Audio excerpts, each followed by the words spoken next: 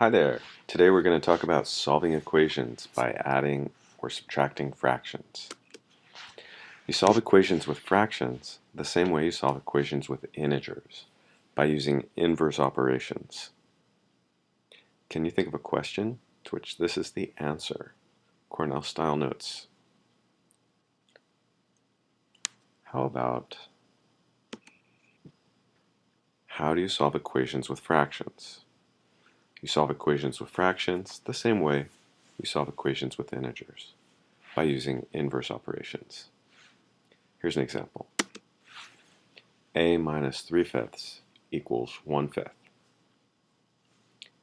Why don't you pause the video right here, go ahead, solve it, then play back and see how you did. Alright, I'll wait. Alright, here we go. A minus 3/5 equals 1/5. First we put the line of equality coming down from the equal sign.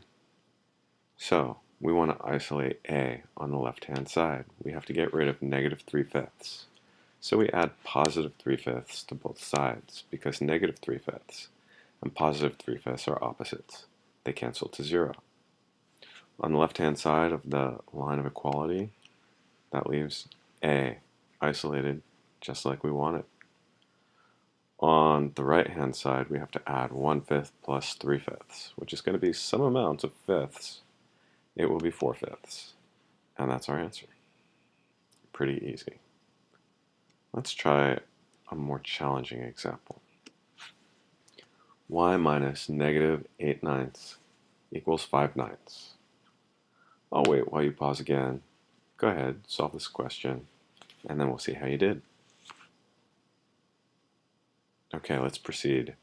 So the opposite of negative 8/9, I'm using the neighborhood sign rule. The opposite of negative 8/9 is positive 8/9.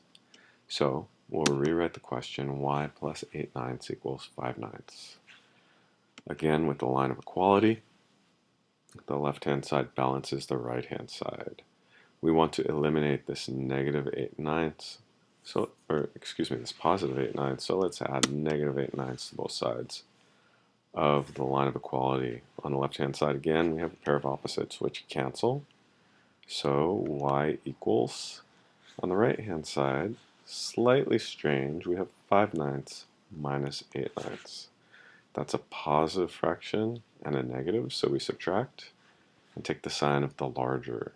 That's negative 3/9.